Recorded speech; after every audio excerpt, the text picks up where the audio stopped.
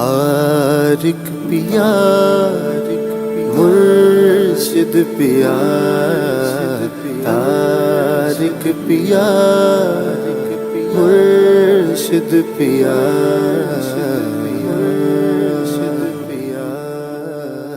بسم اللہ الرحمن الرحیم۔ السلام علیکم ورحمۃ اللہ۔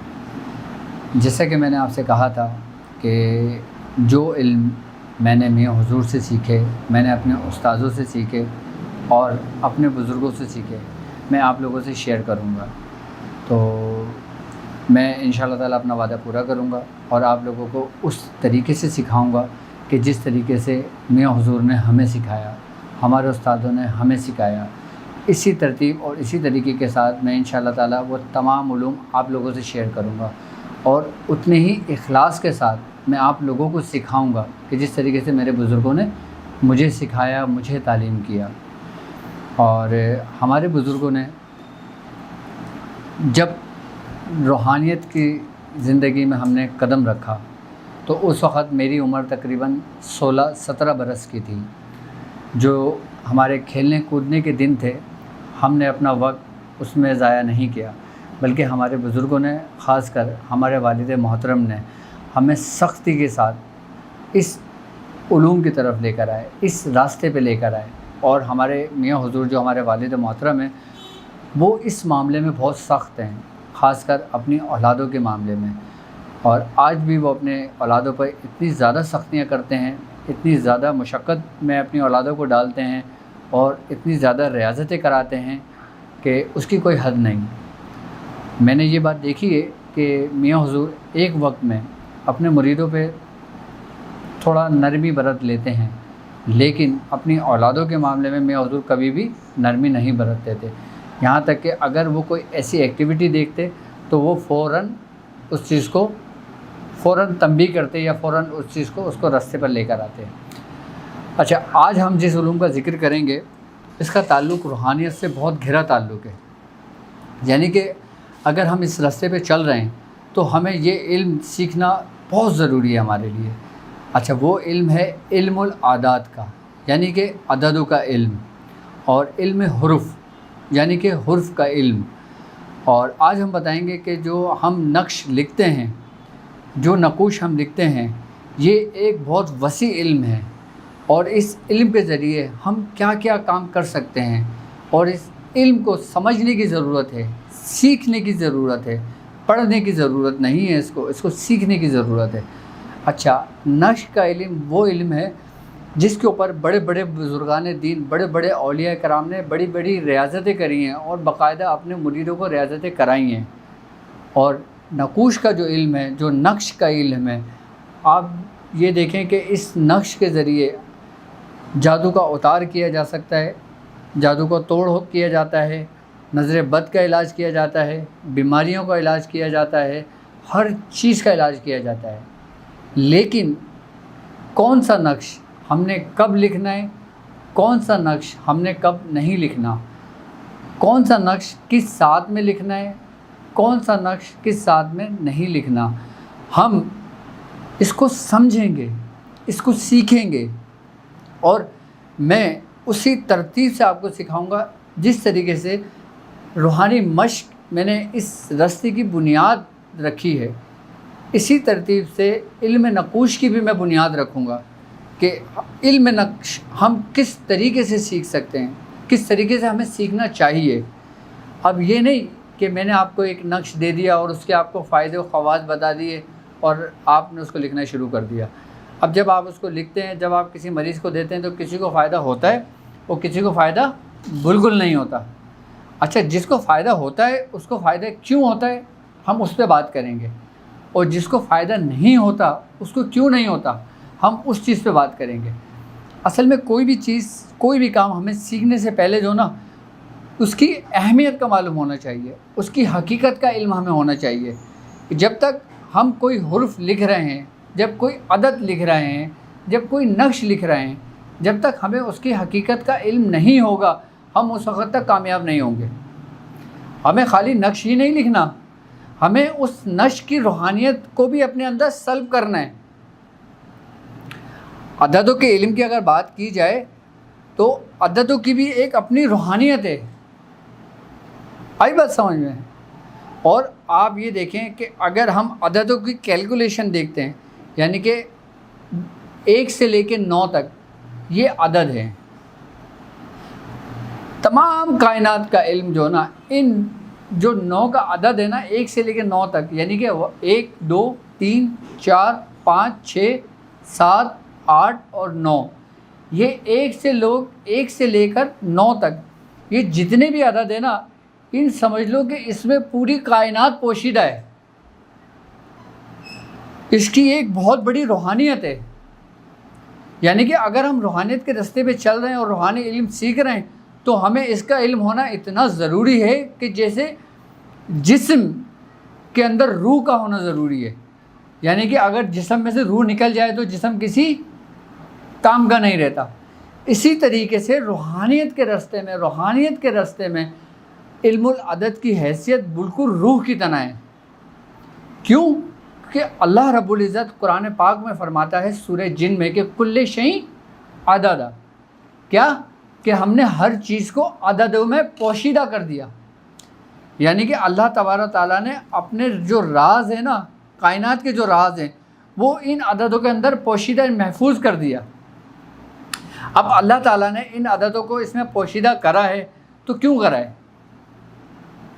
اور اس کی روحانیت کے ذریعے ان عددوں کی اہمیت کے ذریعے ہم اس جو راز اللہ تعالیٰ نے پوشیدہ کیا ہے، ہم انشاءاللہ تبارک تعالیٰ اس کو آہستہ آہستہ جب آپ کو بیان کرنے شروع کریں گے تو آپ اس کے اسرار و رموز سے بالکل اچھی طریقے سے واقف ہونا شروع ہو جائیں گے. آپ آئی بات سمجھ میں؟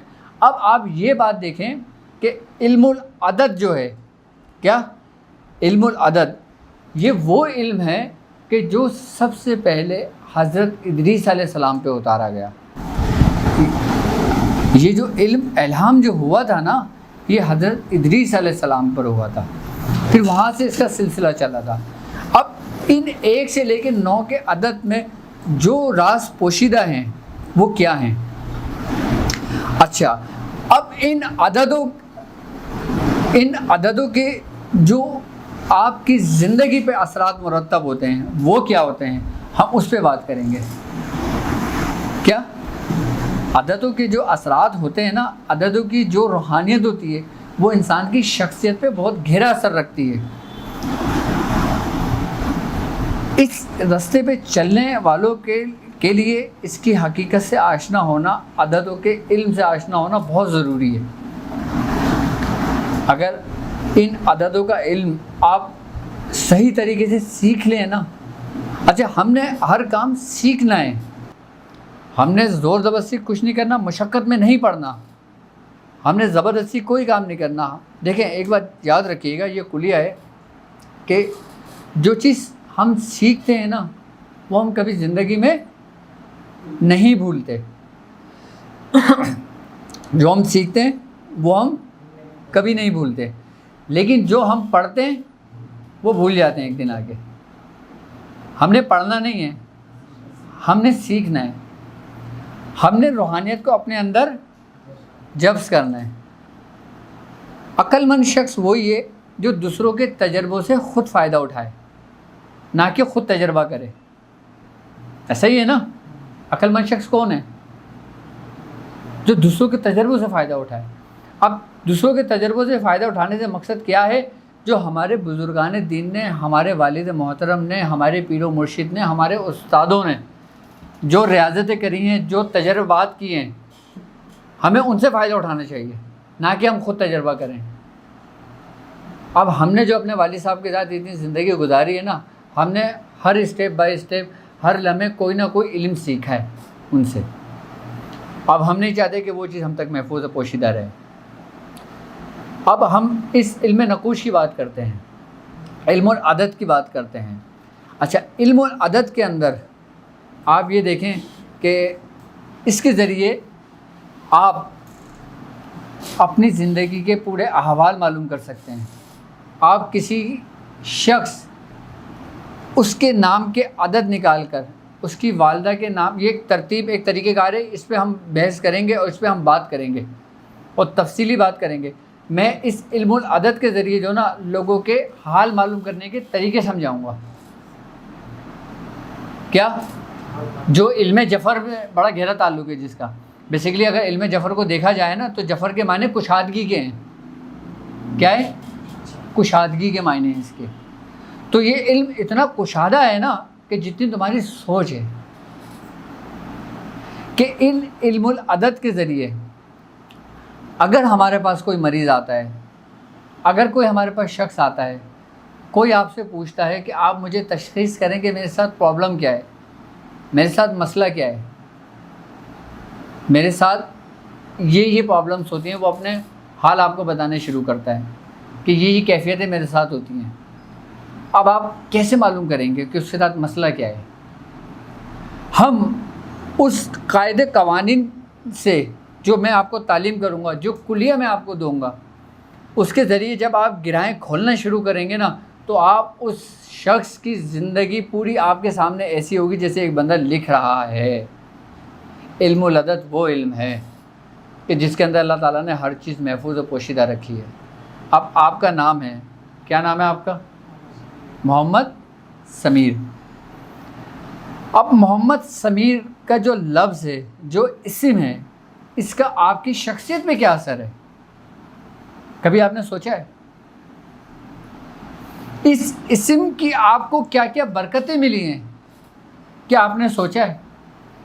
اس اسم کی کیا آپ کو روحانیت حاصل ہوئی ہے؟ کیا آپ نے سوچا ہے؟ نہیں سوچا ہوگا، نہیں کرا ہوگا. آپ صرف پڑھنے میں لگے ہوئے، سمجھنے میں نہیں لگے ہوئے.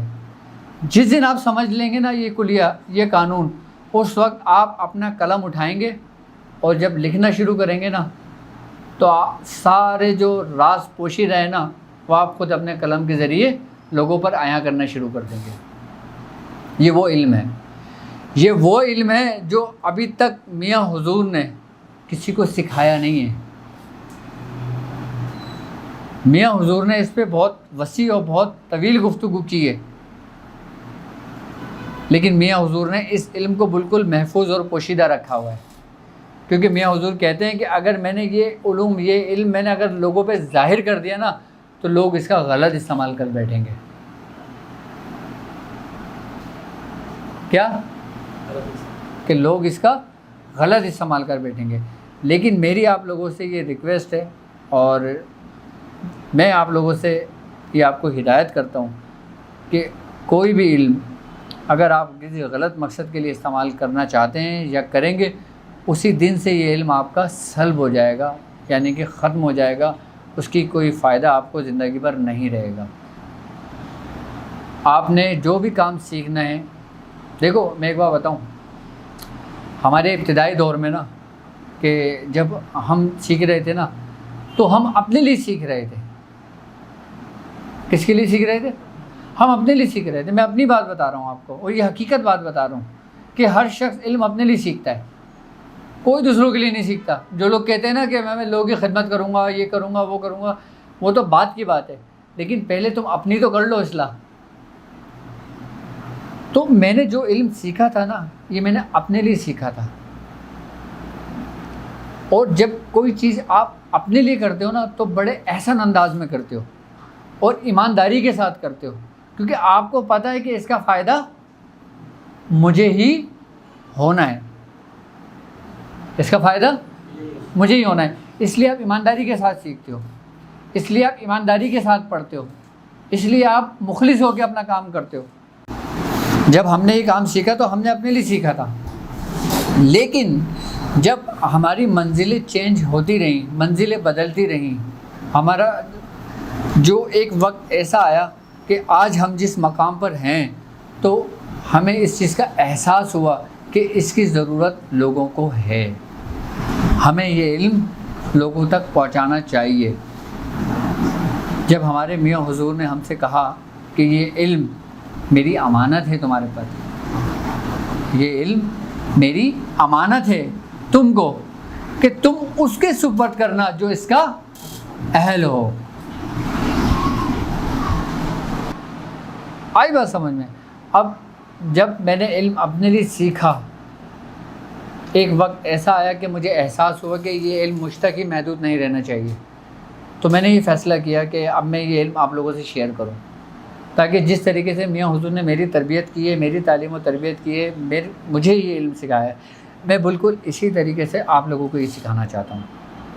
لیکن آپ لوگوں سے ایک ہی ریکویسٹ ہے، کیا کہ اس علم کو بالکل اخلاص کے ساتھ مخلص ہو کر سیکھیں اور اپنے لیے سیکھیں، کیونکہ جب آپ اپنے لیے سیکھیں گے تو آپ ہر کام توجہ کے ساتھ کریں گے۔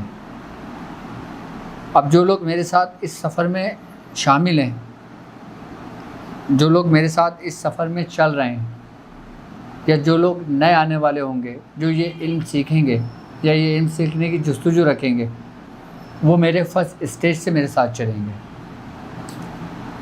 جو لوگ میرے ساتھ بالکل ابتدائی سے چلیں گے نا، وہ مجھے بہت عزیز ہے، کیونکہ ان کی محنت مجھے عزیز ہے۔ وہ جو تکلیف جو پریشانیاں اٹھائیں گے نا، اس کا احساس مجھے ہوگا۔ کیوں؟ کیونکہ میں خود وہ تکلیفیں، وہ احساس، وہ پریشانیاں، وہ مشقت میں جھیل چکا ہوں۔ مجھے پتہ ہے کہ کتنی تکلیف دہ باتیں ہوتی ہیں، کتنے تکلیف مراحل سے گزرنا پڑتا ہے۔ ہر چیز آپ کو آسانی کے ساتھ نہیں ملتی۔ ہم سمجھتے ہیں نا کہ ہم آسانی کے ساتھ 1 مہینے میں کامل ہو جائیں گے، تو سر ابھی تک تو میں بھی کامل نہیں ہوا۔ اگر علم کی اگر ہم بات کرتے ہیں تو کیا ہم مہینوں 2 مہینوں میں کامل نہیں ہو سکتے؟ علم ایک ایسا سمندر ہے کہ آپ اس میں جتنا ڈوبتے جائیں گے نا، آپ اتنا اس کی گہرائی میں جاتے جائیں گے۔ اور یہ ایک واحد علم ہے جو روحانیت کا علم ہے کہ کوئی شخص اس میں کامل و مکمل نہیں ہو سکتا۔ اس میں کامل اور مکمل صرف ایک ہی ذات ہے، اور وہ ہے سرکار دو عالم صلی اللہ علیہ وآلہ وسلم کی ذات مبارکہ، کہ جو اس میں بالکل مکمل ذات ہے، جو ہمارے لیے ایک آئیڈیل پرسنالٹی ہے، جو ہمارے لیے جینے کا ایک بہترین طریقہ ہے، اور اس راستے پہ چلنے کے لیے ان کی اطاعت ہمارے لیے ایسے ہی ہے کہ جیسے جسم میں تمہاری روح۔ اگر ہم سرکار دو عالم صلی اللہ علیہ وآلہ وسلم کی اطاعت کے بغیر، شریعت پہ چلے بغیر، کیا شریعت کے راستے پر چلے بغیر اگر ہم اس راستے پہ چلتے ہیں نا، تو یہ سمجھ لیں کہ ہمیں گمراہی کے 90% ہمارے چانس ہیں کہ ہم گمراہ ہو جائیں۔ کیونکہ جب انسان اس راستے پہ چلتا ہے نا، جب اس کے ساتھ جب اس کا کشف کھلتا ہے، جب اللہ تبارک و تعالیٰ اس کو عجائبات دکھاتا ہے، تو اس میں اس کو گمراہ ہونے کا چانس ہوتا ہے۔ تو وہ اس کا استاد ہوتا ہے، وہ اس کا پیر و مرشد ہوتا ہے جو اس کو گمراہی سے بچاتا ہے۔ کیوں؟ کیونکہ تمہارا استاد، تمہارا شیخ، تمہارا مرشد، اس کی حیثیت ایسے ہے کہ جیسے امتیوں پر نبی کو فضیلت ہے۔ تمہارے پیر و مرشد کی اہمیت، تمہارے پیر و مرشد کی حیثیت بالکل تم لوگوں میں ایسے ہی ہے۔ کیوں؟ کیونکہ مرشد جو ہوتا ہے نا، اس کا ہاتھ اپنے مرشد پر ہوتا ہے، اس کا ہاتھ اس کے مرشد پر ہوتا ہے، اور یہ پھر سلسلہ کس مرشد تک جاتا ہے؟ جو کامل و مکمل ہے۔ وہ ذات کس کی ہے؟ سرکار دو عالم صلی اللہ علیہ وآلہ وسلم کی۔ اس کی ابتدائی منزل جو ہے، جو لوگ روحانی مشق کر رہے ہیں، وہ لوگ اپنی روحانی مشق جس ترتیب سے کر رہے ہیں وہ اسی ترتیب سے کرتے رہیں۔ اس کے ساتھ ساتھ اب اس علم کی طرف بھی آئیں اور اس کا دروازہ کھٹکھٹائیں اور اس کے اندر داخل ہوں،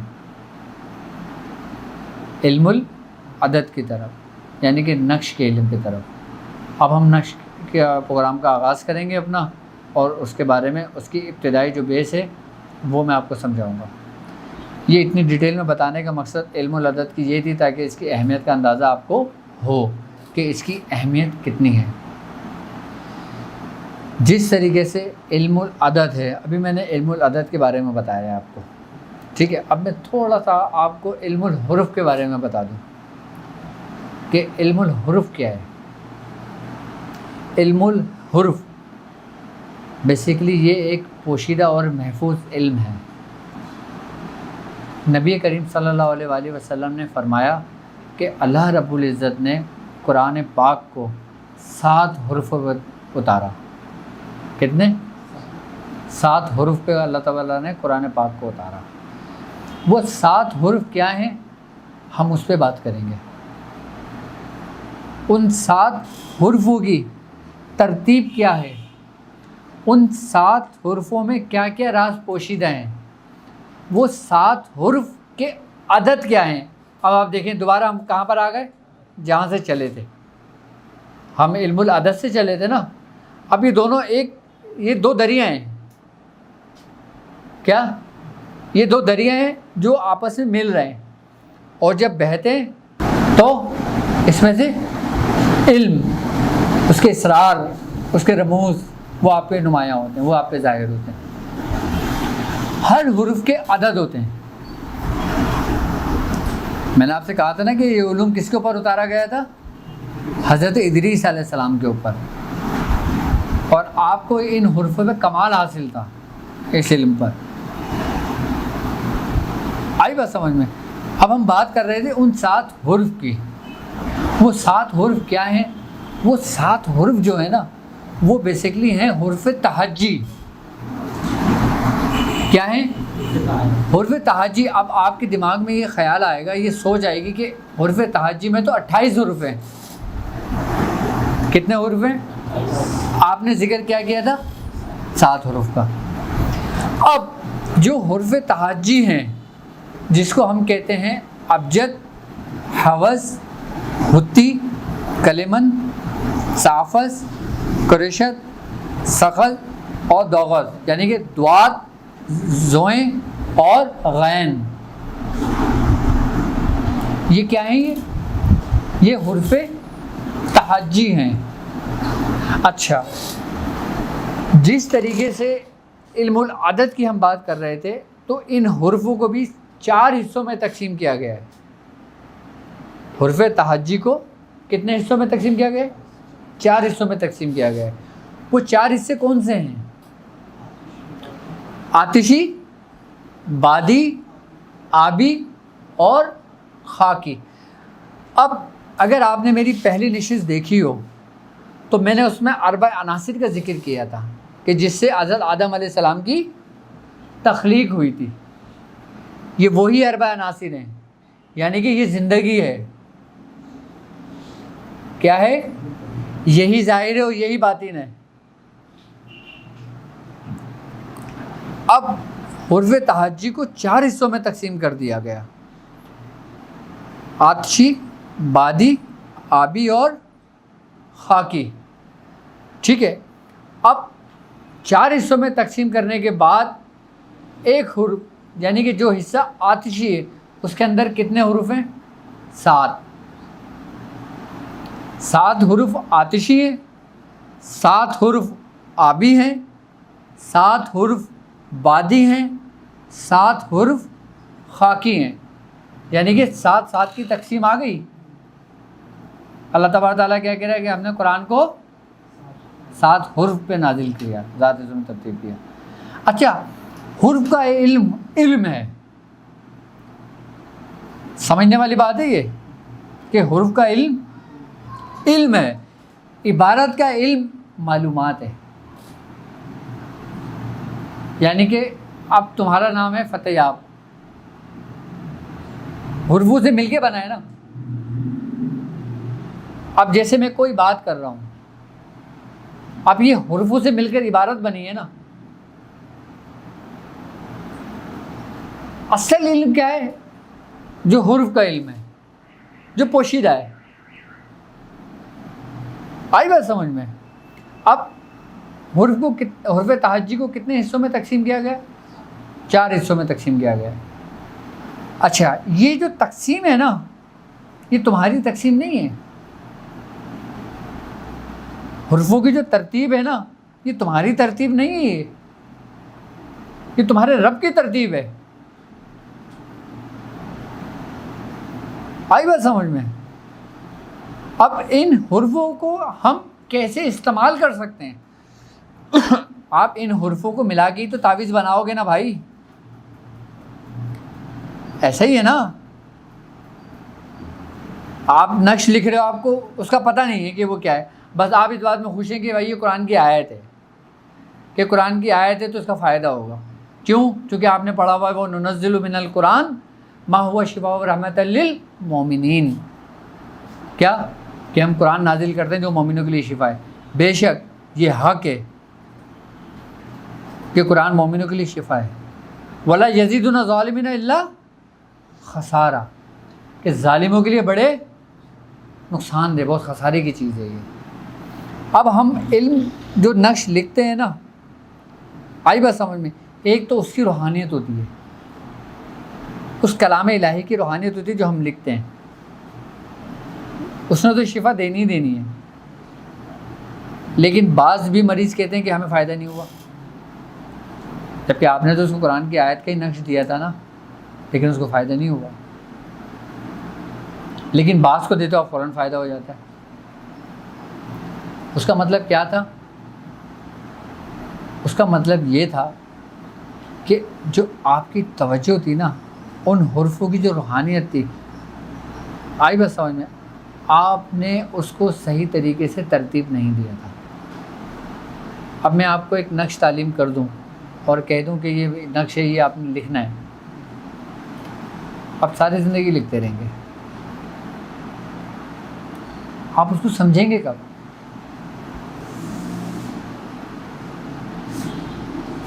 آپ اس کو سمجھیں گے کب؟ ہمیں سمجھنا ہے، ان حرفوں کو سمجھنا ہے. اچھا میں آپ کو ایک بات بتاؤں، ان حرفوں کی جو اہمیت ہے، ان حرفوں میں جو نا یہ بیسیکلی ہیں علامتیں. کیا ہیں؟ علامت ہے. اس میں کچھ علامت زندگی کی ہے، کچھ علامت موت کی ہے، کچھ حرفوں کی علامت شر کی ہے اور کچھ حرفوں کی علامت خیر کی ہے. یعنی کہ اس میں خیر بھی ہے، اس میں شر بھی ہے، اس میں زندگی بھی ہے، اس میں موت بھی ہے. لیکن آپ یہ کیسے سمجھیں گے؟ کیا اتنا آپ کو سمجھانے کا مقصد صرف یہی ہے میرا. اب میں آپ کو سمجھاتا ہوں. جیسے مثال کے طور پر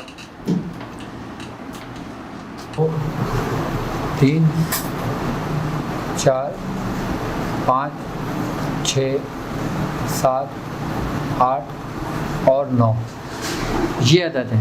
اس کو ہم نے لکھا ہے عام زبان میں تاکہ ہر